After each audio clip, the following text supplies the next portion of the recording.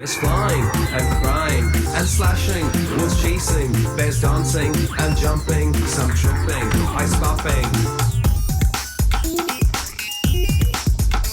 leg snatching, ghost dancing, king dunking, some twirling, dude swimming, free falling and bouncing.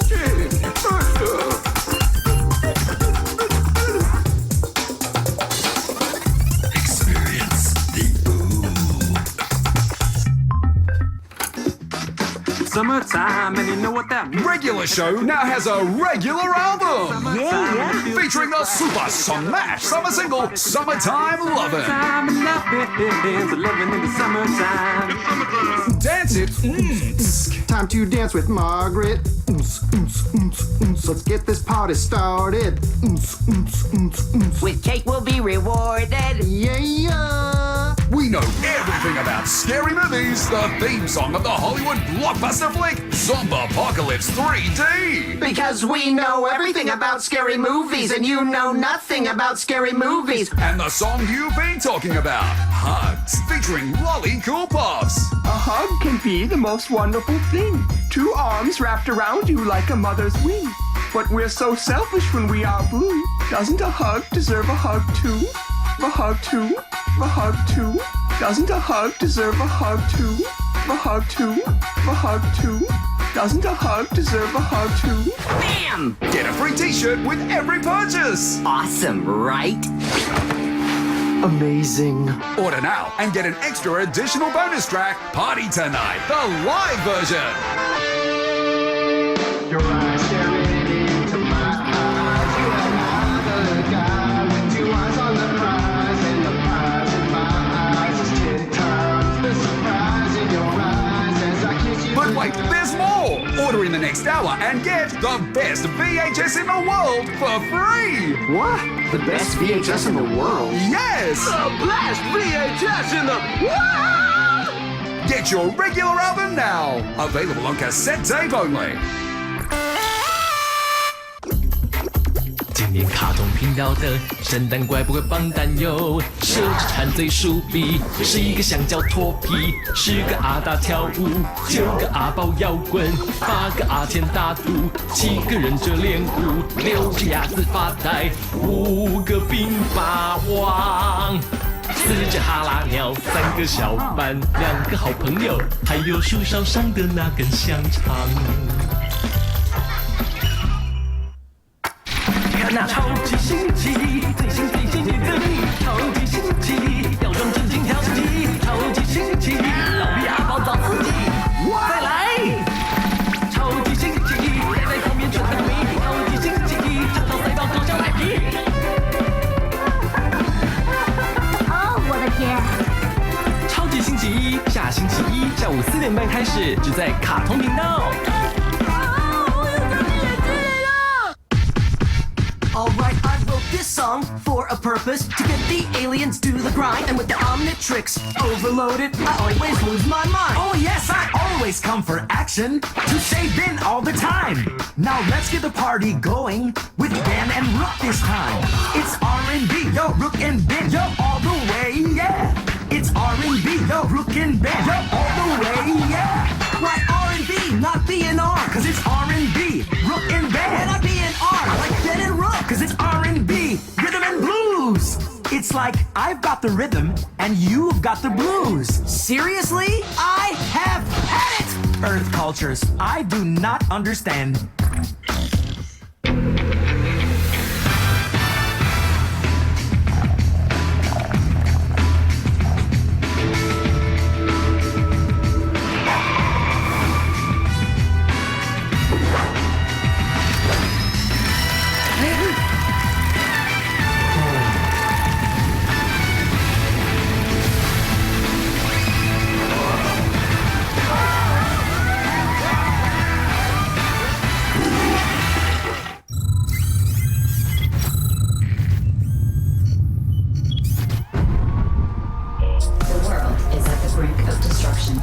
Invaded by a dark force, the age of heroes has come to an end. My name is Numb, and I am Earth's last chance of survival.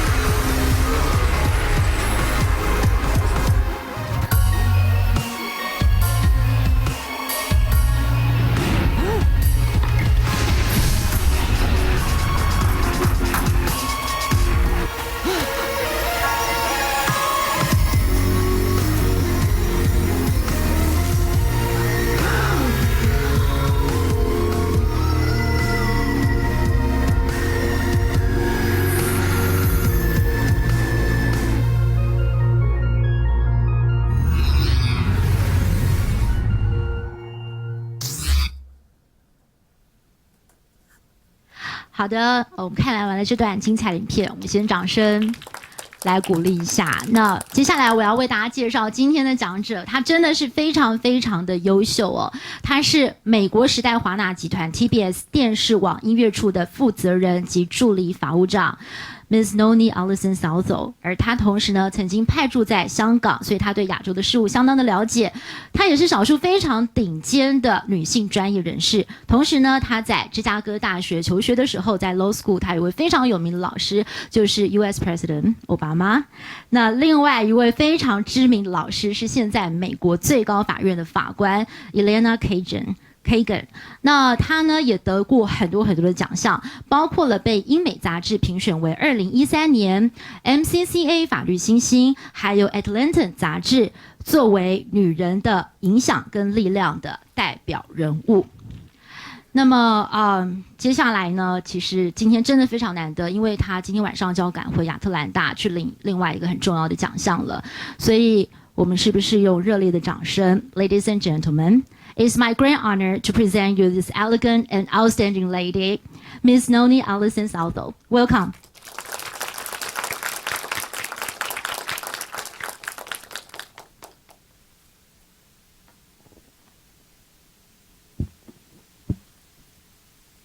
大家好。Hello, everyone. It is nice to see everyone.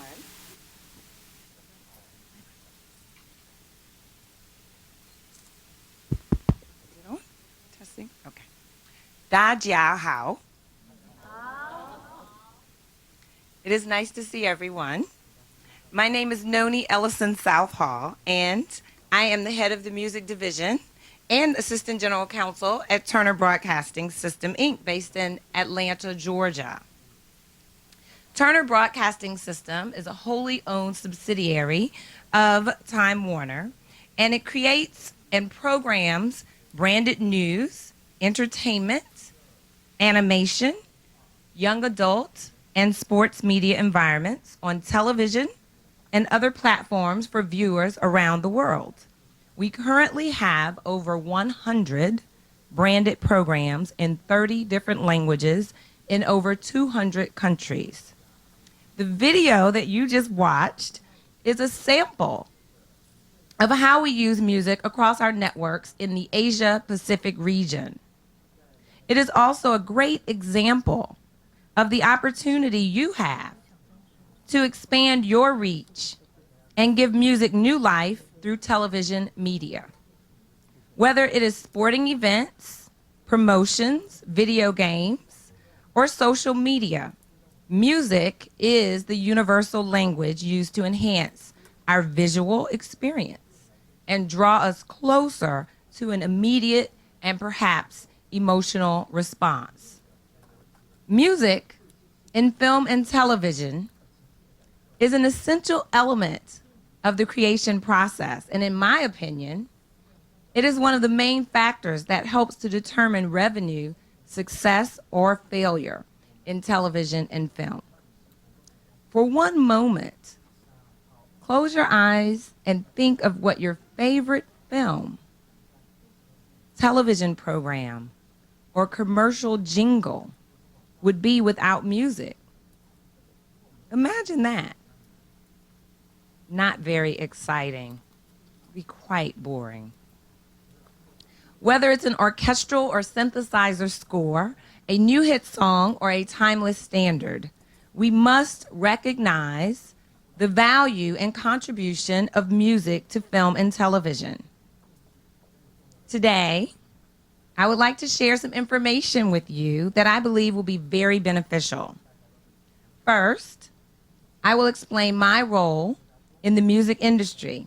Then, I will talk about the relationship between music, film, and television, the current state of the music industry as it relates to film and television, the opportunities that exist, and how you can benefit, and how you can participate in this segment of the music industry. I will also share some of the success stories and some statistics that will help you understand the magnitude of the opportunity to expand your music revenue model. 19th century philosopher Friedrich Nietzsche once said, "Without music, life would be a mistake." And I would have to agree. Although I may be a little biased, you cannot deny that the world's most famous and popular language is the language of music. Imagine being responsible for the daily operations, including the negotiations of music-related deals on behalf of TNT, TBS, True TV, Cartoon Network, Boomerang, CNN, CNN International, CNN Espanol, HTV, TCM, Turner Sports, NBA TV, and other Turner networks globally, many of which you may be familiar with in your respective countries and territories. Well, I welcome that task daily. My role at Turner is to oversee the day-to-day operations of business and legal affairs related to music, which includes licensing and reporting music utilized by Turner networks worldwide, negotiating music composer, production, and live performance deals, as well as music public performance rights deals with performance rights societies worldwide, like CASH and Compass and PRS and GEMA and BMI and ASCAP in the United States. I also oversee the tracking and allocation of domestic and international royalties passed through Turner's music publishing companies and William Street, a record label that I helped to create as a way to generate additional revenue streams for Cartoon Network and Adult Swim. We bring music to film and television by pairing lyrics and sound with a visual image to create an amazing multimedia experience for viewers and listeners. I enjoy being at the forefront of music as it relates to television and film, and my goal today is to help you understand and capitalize on this opportunity in order to broaden the reach and exposure of your music to the world of television and film. I've been asked in the past, why is music so important to film and television? My answer is because music is an art that enhances.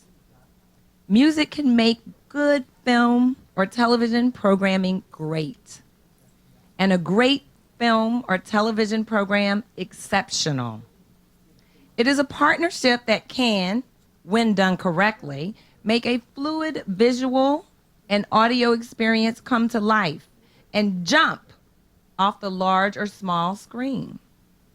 When paired with visuals, movement, or even environment, music becomes an experience. In the television and film industry, experiences are valued by the music that tells the story. Think about the animated films. Frozen. How many of you have seen Frozen? And Despicable Me 2, which was retitled in China as Super Thief Nanny 2. How many of you have seen that movie? I'm not certain these films would be the blockbuster hits that they are without the hit songs composed for each. Songs like Let It Go and Happy. Think about your favorite horror movie. How about the movie Jaws? Anybody remember Jaws, the Great White Shark? The crescendo of the music typically tells you when something scary is about to happen, when Jaws is about to attack, so you can prepare yourself. Can you imagine watching Jaws without any music? Can you imagine? That would be the most boring film ever. Throughout history, music has been a part of many important personal and collective moments, I'm sure for all of us.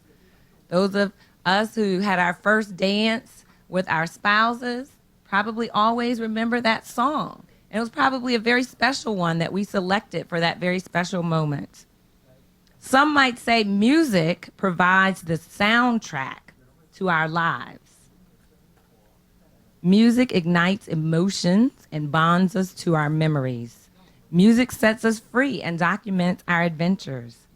Our cultures are built around great music, or as I like to call it, internationally popular songs from film and television. And as well as we all know, the traditional music model has shifted.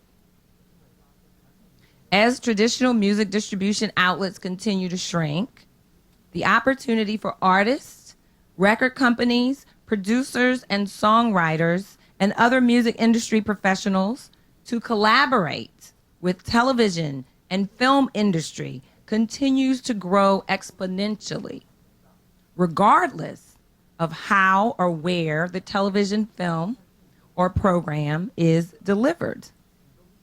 How many of you here, by a show of hands, are music executives? How many of you are composers, songwriters, producers? How many of you are artists? Good. How many of you are film or television producers? Great, wonderful. How many of you are students? Wonderful. Well, this is important because it's important for you to know what the options are out there. All the music that you just heard in that video that I showed you was music that we paid for. Either we hired somebody to create it for Cartoon Network, we licensed it from somebody who had already created it, or we entered into a deal for a music library that we were able to use. And I'll show you other examples of how we do that across all of the various networks that I'm responsible for the music on. In 2013, statistics show that U.S. television advertising revenue was $65.8 billion. U.S. television subscription revenue was $95.36 billion. Global television subscription revenue was $193 billion. North American TV and movie merchandise licensing revenue was $51.4 billion. The U.S. total film revenue was $31 billion. The box office revenue was $10.9 billion. And the global box office revenue, excluding the United States, was $25 billion. On the other hand, in the music industry, the U.S. total music revenue, including concerts and touring, was $15.1 billion. U.S. music publishing revenue was $2.2 billion, compared to global music publishing revenue of $5.7 billion. Overall, the U.S. music, television, and film industry is expected to generate $546 billion in revenue this year. I don't know if we're going to make it, but that combines music, television, and film. And I give you those statistics because I think it's important for you to understand the potential in the film and television industry as opposed to just the music industry alone. And the opportunities for collaboration there, the opportunities to grow your revenue model. Although some in the music industry are still stuck on the traditional model, record an album, release the album, and get radio play, music will continue to be a major part of the overall entertainment industry. And new technologies such as smartphones and digital services will continue to transform the music industry as well as the television and film industry. After having the pleasure of spending the last year in Asia working in the music, television, and film industry on behalf of Turner Broadcasting, it didn't take long for me to recognize, first, that opportunities for pairing new Asian music with new film and television content are plentiful. And second, that the Asia Pacific region is set to play a big role in the digital transformation of the music, television, and film industry. In fact, Technology consultancy firm Ovum, which recently merged with Informa Telecoms and Media, projects the Asia-Pacific region will account for $7 billion, or 35% of global digital music revenues by 2015. That's next year. So you're in a really good position. From C-pop to K-pop, from rap to post-rock, artists are selling their voices and talent, allowing the indie scene to flourish in Taiwan specifically, due to the artist's resilience and a mainstream demand for this type of entertainment. However, in an abstract entitled Survey of Taiwan's Music Industry, the main sources of revenue today for the pop music industry are the performance and talent agent segments. In my role as the head of music, I must stay abreast of music deals, negotiations, and innovative advances across the world. In my role as a senior lawyer for Turner Broadcasting, I'm also well aware of the piracy issues that could undermine Taiwan's status as the world's creative center of Chinese language music. Taiwan, as you are well aware, represents the majority of sales of Mandarin music worldwide, and we do not want to take piracy lightly and allow it to jeopardize that status. We must continue to address piracy globally, and specifically throughout the Asia-Pacific region to the point where it's stopped and consumers are forced to buy legitimate content on the web. Due to the amount of free music available online, not only in Taiwan, but anywhere in the world, anything less could threaten the success of local artists and the rising independent music scene currently redefining the entertainment industry throughout East Asia. With a new business model that accounts for digitization and globalization and focuses on new growth opportunities such as partnerships in television and film, combined with the recent public investment in the film, television, and pop music industries, Taiwan should be well positioned for dominance in Mandarin-speaking markets and unprecedented growth in these industries. These developments create significant opportunities to market your music for film and television production and expand your reach and your reach not only in this region, but globally. To maximize these opportunities, I will highlight a few ways to position yourself and your music for success.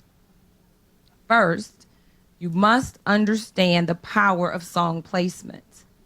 In the video that I shared with you, we didn't just randomly select songs. It was a very deliberate selection process to match the music that we selected with the visual work that was going on to bring it to life for you. As a writer, producer, or artist, you must learn to create music in the style of films and television programs, including how to balance the music and the dialogue, how to influence the audience's emotional response, and how to create music that elicits a location or a time period. Themes such as romance, sadness, sorrow, chase, heroic action, action-adventure, horror, suspense, magic, fantasy, and comedy are examples of the genres that could possibly benefit from your work. For example, AMC television show creator Matt Weiner for Mad Men licensed the Beatles song Tomorrow Never Knows for one scene in one episode for a reported $250,000 strictly for artistic purposes. The show creator said the song properly caught the mood of the time and meaning of the show, which had a psychedelic quality to it. This is just one of the thousands of examples that prove the marriage of music, film, and television is one that is valued emotionally, creatively, and financially. As a producer, artist, songwriter, remember to embrace the logistical path of a musical idea from the initial conception to final recording, including the composition the orchestration and recording. Remember, music tells a story. So it's a natural partnership that exists between the visual and audible art that, when combined correctly, can have a profound impact on viewers. This can be seen with the release of Disney's animated feature, Frozen, which a lot of you have seen. The animated blockbuster is about two royal sisters in an icy kingdom, and it honors and reinvents the tradition of Disney fairy tales. Cited as the all-time highest grossing animated film, in my opinion, the heart of the film is truly the music. There are little girls, including my little girl, walking around the streets singing and humming the tunes of Let It Go and, you want to build a snowman for the first time in forever. I mean, they go on and on and on. And truly, it's the music. And that is even evidenced by the fact that the soundtrack for Frozen has the most weeks at #1 for an animated film soundtrack in history, and is the top-selling album of 2014, selling over 4.5 million worldwide copies and over 6 million digital tracks. Disney enlisted the talents of Christophe Beck to compose the film's orchestral score, and the husband and wife songwriting team, Robert Lopez and Kristen Anderson Lopez, to write songs to bring the picture to life. Oscar-winning song, Let It Go, went triple platinum. And songs like Do You Want to Build a Snowman, First Time in Forever, Reindeers Are Better Than People, tell the story and truly bring that film to life. The Lopez duo, who actually met at a BMI musical theater workshop in Manhattan, built a thriving business on creating music specifically for film and television, and it's paying off big for them. Another example of a producer, artist, songwriter that has mastered the art of song placement is Pharrell Williams, who scored the film Despicable Me, also known here as The Super Thief Nanny 2, and wrote and recorded Happy. We all know Happy, right? This song became the #1 song in the United States, the United Kingdom, Australia, Ireland, New Zealand, and 19 other countries. I believe, personally, once again, that it was the music in Despicable Me that helped the film become the fourth all-time highest grossing animated film. In a recent CNN Talk Asia interview, Pharrell, who has also written jingles like McDonald's, I'm Loving It, said, "What is the chart without the art?" He truly believes in the art of music. In these instances and many others, the music truly tells the story and brings the film to life. If you bear with me, I will share a few examples of how several of my entertainment networks in the States, TNT, TBS, TCM, and True TV, use popular music, library music, and original music to bring our content to life. I think it's important that you try to hear the music behind the voice. So don't focus so much on what's being said. Listen to the music and how it really tries to tell the story of our content. And then you can let me know if you thought they did a good job or not. So we'll go to that video. Behind every great woman, What do we have? You gotta see this. is another great woman. Fear is an essential part of our survival. It keeps us alert. And TNT this summer.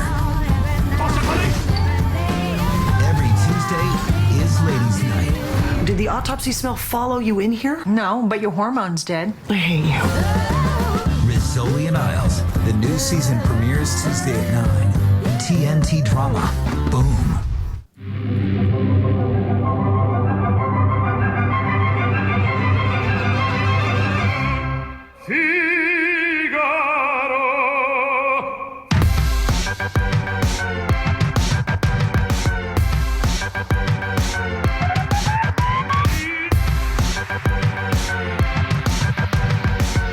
Conan, An entire week of shows from Dallas. Starts Monday, March 31st at 11, only on TBS. Very funny.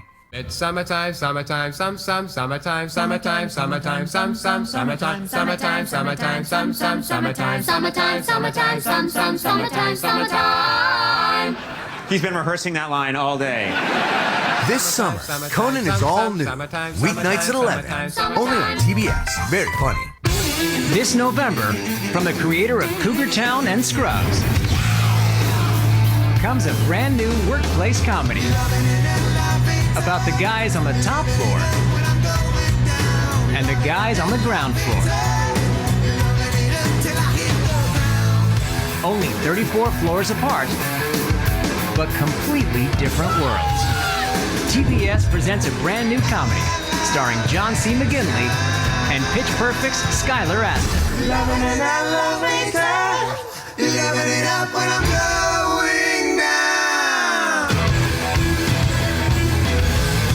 Loving an elevator, living it up till I hit the ground. In the air, in the air, in the air. Ground Floor, a brand new workplace comedy, premieres Thursday, November 14th, only on TBS. Very funny. Loving an elevator. Welcome to Sullivan and Son, where customer service is a king. Until you don't pay your part-time, then your ass belongs to me. Damn, it feels good to be a gangster. Yeah, Sullivan's back. A brand new season premieres June 24th, only on TBS. Very funny.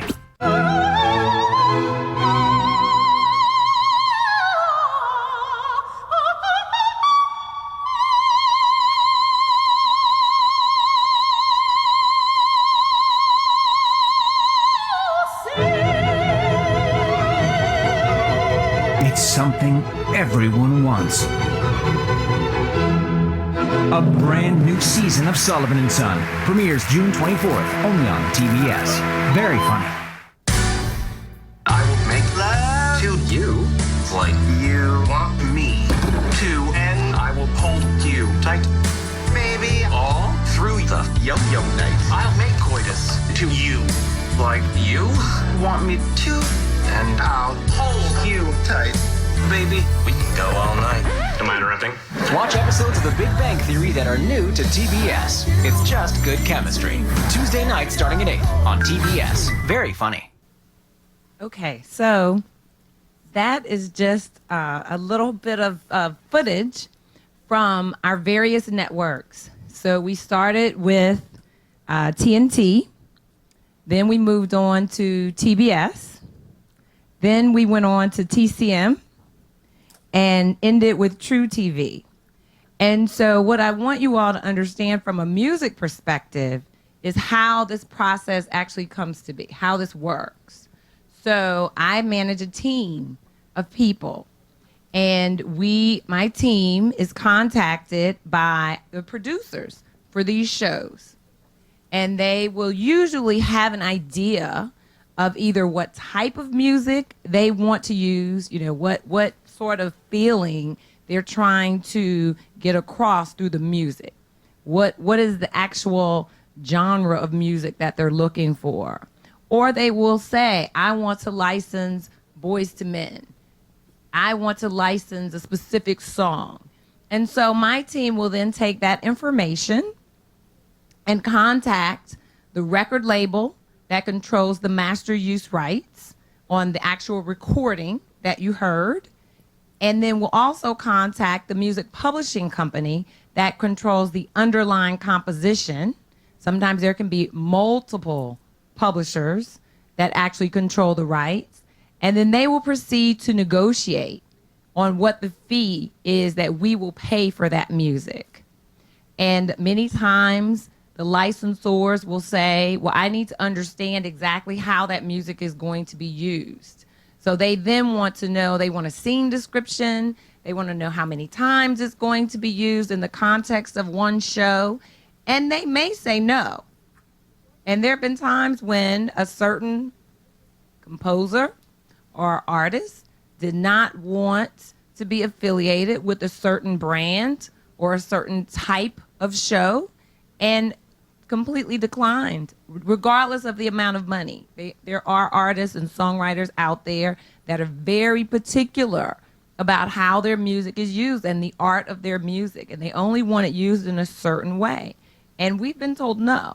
So that's where legal comes in, right? Because we have to make sure that once we are told no, that our clients who are producing these pieces don't use that music. We also have to make sure that they don't then turn around and use something that may be considered a sound alike of that music. So it's very specific. We get into a legal analysis of what we can do and can't do at that point.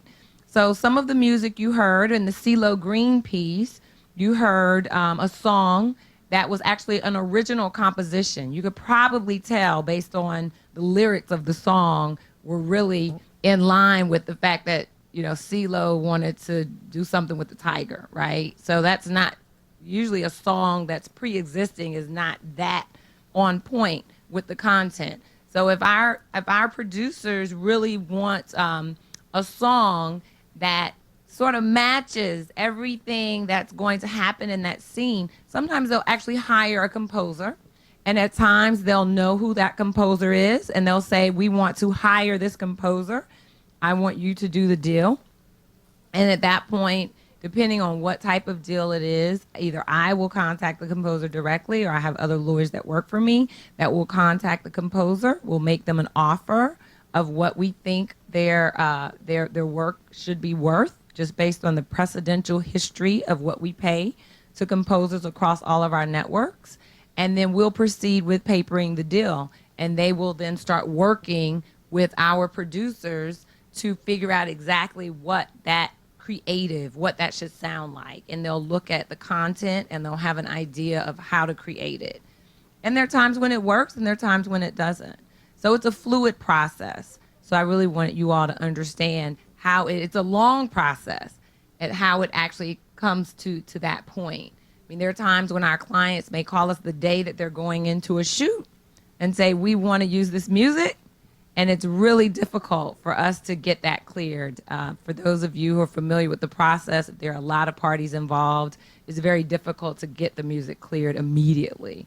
So we do a lot of training. And I travel all over the world and all over the United States in training our clients as to what they can and can't do. Unfortunately, we do have litigation at times, and then I manage that as well. But we really try to avoid that by training them to make sure that they go through the appropriate process to use all of the music that you just heard. And there's a creative element. Hopefully you were able to hear it. There's a creative element that goes into how they place music in these different scenes. So hopefully that came through. I'm not on the creative side, but hopefully I can give them a good report that you thought they did a decent job. So in addition to understanding and mastering the art of song placement, it's also very important to understand the power of building key relationships. It's important to network, and more networking, right? Because this is a relationship-driven business, as you probably already know. But in the television film industry, if those producers don't know who you are and they aren't familiar with your music, and my team doesn't know who you are and we aren't familiar with your music, then it's highly unlikely that you would ever end up on one of our networks. It's highly unlikely. And so it's important for them to know who you are. It's important for you to get your name out there, get your content out there. As a music industry professional, you should seek and develop personal relationships with decision makers in the television and film industry. Film directors, television producers, creators, and music supervisors, most important, are very important people for you to meet in terms of getting your music into film and television projects. In many cases, the music supervisor is actually the one making the musical selections and sourcing the music for a television show, film, or advertising commercial. And it's vital that you forge those relationships. We actually will hire music supervisors because we have so many shows. We have hundreds of shows across all of our networks. So it's impossible for my team to play a creative role in every one of these shows. So we will actually tell our clients, let's hire this music supervisor for this particular show that's going to be very music intensive. And then we work closely with that music supervisor to make sure that everything is done according to Turner standards. But we know that those music supervisors are basically selecting the music, and a lot of it is through relationships that they have. It's people that they know. It's people that they met at conferences like this. It's people that they've come across, or they happen to search on YouTube and they've seen something that looked really interesting. My clients actually do that on the sports side all the time, and they come up with very unique songs because they want to be different. They don't want to necessarily have the same sound and look and feel of every other network out there. So it's important for you to do your homework and to find out who the decision makers are. So at my company, I'm not the creative decision maker, but I certainly have access to all of the creative decision makers around the company. So when people approach me and they have projects, sometimes it's a little difficult to manage because we have hundreds of shows. So it's hard for me to keep up with, oh, that person has the perfect song for this show. But what I will do is I will say to the producer, you know, I met somebody and they seem to have some really good work, you know, really good body of work. Let me send you their contact information, and I think you ought to, you know, take a look at this and see if there's a match there. And I know that it's very different for Cartoon Network. As you saw, the type of music that we use on Cartoon Network is very different than the music that we use on our adult shows for TNT and TBS and True TV, which is also very different than what we use on CNN, which is also very different, and you'll see later in our last set of clips, with what we use for the NBA and the NCAA, which is our collegiate basketball coverage on our networks. So because I'm in a unique role of seeing everything that goes around the company, all of our networks in the United States, in Latin America, in Asia, in the Europe, Middle East, and Africa office, and I understand sort of what the different dynamics are, I am uniquely positioned to be able to help facilitate, although I don't make the final creative decisions, because that would really be impossible for me to do. But it's important. I say all that because I want you to understand how important it is for you to do your homework, because every company is different. So it's important for you to understand that so you're not spinning your wheels and wasting your time. So you need to make sure that you know what these people expect of you. And then once you actually make that connection, that you exceed those expectations, because this is also a relationship-driven business, but it's built on trust. If somebody calls you and they need music and they need it right away, they are going to expect that you deliver it on time, that it's professionally done. It's what they expect. And if that doesn't happen, then it's very unlikely that you'll ever get a second chance. So you have to understand that and take it very seriously, because that's your brand. And so you want to always make sure that you're exceeding the expectations of these pretty busy people. If you're equipped with this information, you can approach these executives with knowledge about their current projects, their future projects, and express a high degree of informed interest in their project and request permission to submit your music. Third, you really need to understand how to market your music and close the deal. For marketing to be effective, it must be targeted towards the right people. The people who can hire you, or like I just said, the people who can influence the decision makers to hire you. Your initial prospects should be the filmmakers, the music supervisors, the film editors, the music editors, the producers, any other production personnel involved in the film and television projects, because they'll need music and they'll start thinking through their Rolodex of who they can contact. You need to understand what you're bringing to the table. Are you in a unique position to compose music? Are you composing music for animation? Are you composing music for drama? Are you composing music for comedy? It's all very different.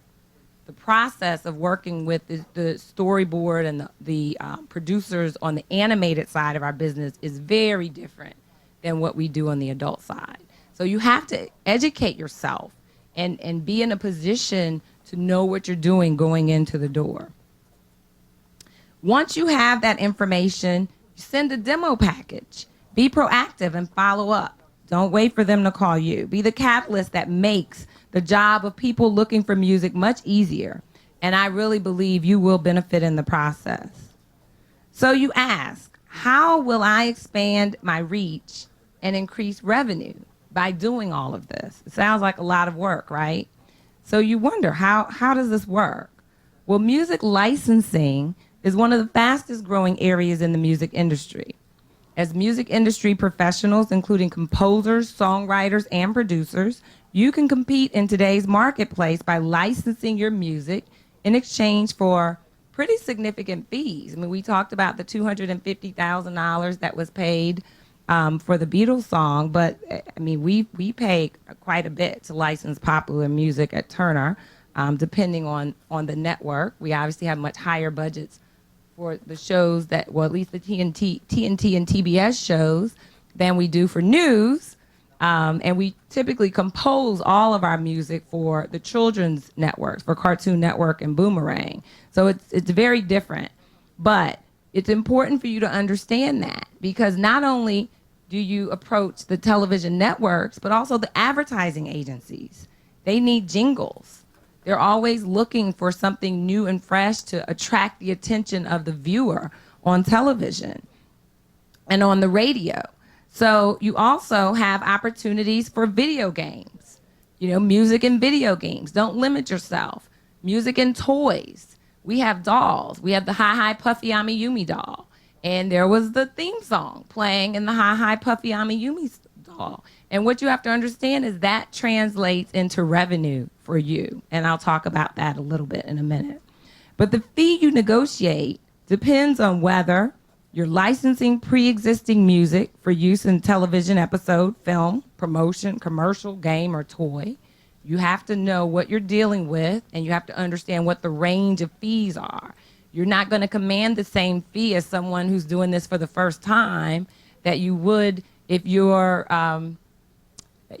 one of the composers that we've used extensively, one of the very high-profile composers or artists. Sometimes we use Grammy Award-winning artists that actually want to get into the television business, and they will score shows for us. Well, they're going to want a lot more than somebody who's just doing this for the first time. They're going to expect it, and their name's going to be associated with that project.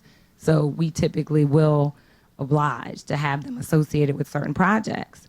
So you have to, understand that the fee for licensing pre-existing music is going to be different than the fee that you're going to get for original music.